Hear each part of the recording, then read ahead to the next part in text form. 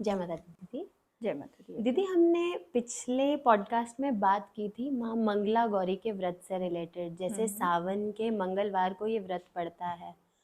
तो जो भी ये व्रत रखना चाहते हैं, क्या इसके लिए कोई स्पेसिफिक विधि है?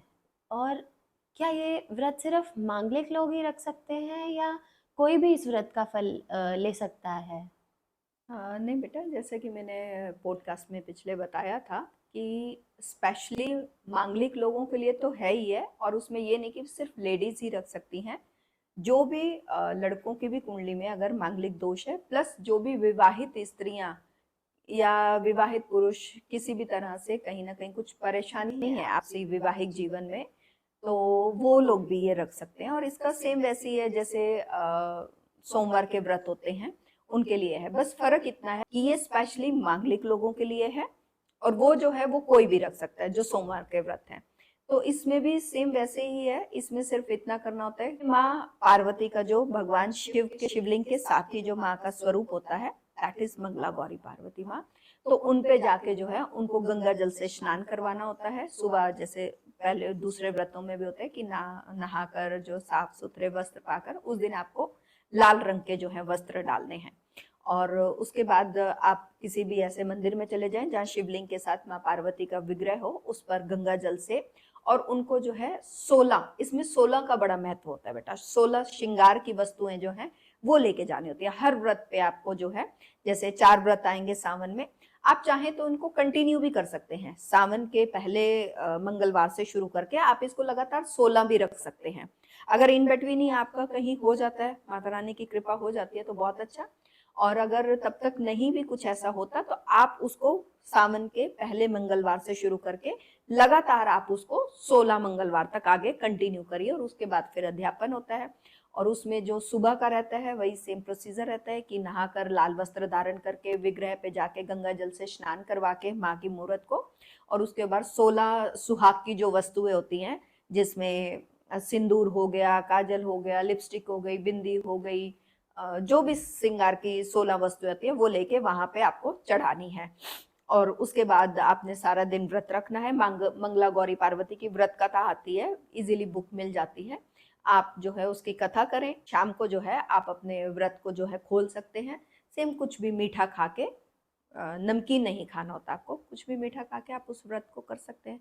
बहुत इजी है, और ये तुरंत फलदायी है उन लोगों के लिए जो जैसे 30 साल के हो गए हैं, 32 साल के हो गए हैं, जिनकी अभी तक कुछ शादी के योग नहीं बन रहे हैं, जिनकी कुंडली में बहुत जो है मांगलिक दोष है। ये उन लोगों के लिए तुरंत फलदायी व्रत है, और बहुत आसान है। जैसे 16 सोमवार के व्रत रखते हैं, ऐसे ये 16 मंगल। बस इसमें 16 श्रृंगार की वस्तुओं का बहुत महत्व होता है, जिसमें आप लाल रंग की चुन्नी भी जो है वो माँ को चढ़ाएं। बहुत आसान है ये व्रत रखना, और आप ऐसे इसे कर सकते हैं। अच्छा दीदी, मेरा एक और क्वेश्चन है इससे रिलेटेड। जैसे आपने कहा कि कुछ मीठा खा के जो है हम शाम को व्रत खोल सकते हैं, तो क्या हम इसमें जैसे जब शाम को खाना खाते हैं तो हम उसमें अन्न ले सकते हैं? हाँ, कुछ भी आप जैसे मीठी चीनी की रोटी बना सकते हैं, नहीं तो जैसे पूजन में जो हम चूरमा बनाते हैं, जैसे सोमवार के व्रत में बनाते हैं, वैसे ही आप इस व्रत में भी जब माँ का पूजन करने जाते हैं तो कुछ भी मीठा लेके जाएंगे वहां पे भोग चढ़ाने के लिए। जी। जैसे आपने 16 श्रृंगार की वस्तुएं चढ़ा दी, स्नान करवाया, श्रृंगार का सामान चढ़ाया, उसके बाद कुछ मीठा माँ को भी भोग लगाएंगे, तो वो आप घर से जो चूरमा बना के लेके जाते हैं उसका भी भोग लगवा सकते हैं, या कोई मिठाई लेके जा सकते हैं, और वही मीठा शाम को खा सकते हैं। अगर वो भी नहीं आपको खाने का मन है तो आप कुछ भी जैसे मीठी चीनी की रोटी बना लें, चूरमा बना लें, हलवा बना लें, कुछ भी आप खा सकते हैं ऐसा। और उसके साथ साथ और इसको थोड़ा सा पावरफुल करना है तो इसमें आप उसके साथ साथ 16 कन्याओं का भी पूजन कर सकते हैं। अगर आप वो भी करें तो थोड़ा सा फास्ट रिजल्ट होते हैं उस चीज के। लेकिन वो ये है कि जितना गुड़ उतना मीठा, कि आप जितना कर सकते हैं इजीली, आप जो कर सकते हैं उतना आप करिए। अदरवाइज व्रत भी अपने आप में जो है वो संपूर्ण है। और इसके साथ साथ आप चाहे तो अगर लगातार आप मंगलवार से एक मंत्र भी मैं आपको जो है यहाँ पे नीचे लिख दूंगी, ठीक है, क्योंकि उसको बोलना नहीं होता मंत्र को, तो मैं यहाँ पे लिख दूंगी। आगे का मैं सिर्फ एक छोटा सा बता देती हूँ। ओम गौरी शंकराय करके मंत्र है, वो मैं नीचे आप कह दूंगी कि डालने के लिए, ताकि लोग वहां से वो मंत्र लिख के और रुद्राक्ष की माला पे उस मंत्र का भी जाप करें। तुरंत फलदायी होता है वो, और वो जागृत मंत्र है। सबसे बड़ी बात है वो जागृत मंत्र है, उसके लिए उत्कीलन की या किसी गुरु दीक्षा की कोई आवश्यकता नहीं है। मैं आपको वो मंत्र जो है वो लिख के दे दूंगी, और व्रत के बाद जो है सुबह दोपहर या शाम में जब भी आपका मन करे, इसके लिए कोई ऐसा नियम नहीं है। बस इतना जरूर आप करें कि अपने मंदिर में या जिस मंदिर में आप जा रहे हैं पूजन के लिए, वहां पे कोई लाल रंग का आसन बिछा के उस पे बैठ के रुद्राक्ष की माला से एटलीस्ट एक, नहीं तो 16, मैक्सिमम जो है वो आप यही करें, मिनिमम एक तो करनी है। अगर आप के पास समय है तो आप 16 माला करें, कोशिश करें कि आप जो है 16 माला का जाप करें। नहीं तो जितनी आपसे यथासंभव, जितना आपसे आराम से हो सके आप उतना इस मंत्र का उच्चारण करें।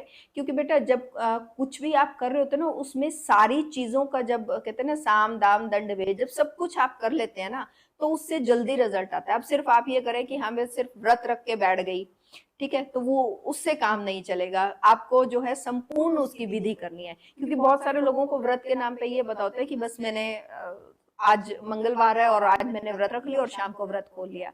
वो पूर्ण विधि से जब तक आपने नहीं किया कि उस दिन आपको बहुत ज्यादा किसी से वार्तालाप नहीं करनी है, अपनी एक एनर्जी फॉर्म में रहना है, आपको अपना मंत्र जाप करते रहना है, और आप कहीं काम पे अगर बिजी हो, वर्किंग वुमेन हो, या आप बहुत बिजी शेड्यूल है आपका, तो आप अपने अंतर मन में भी उस मंत्र को बुदबुदाते रह सकते हो सारा दिन।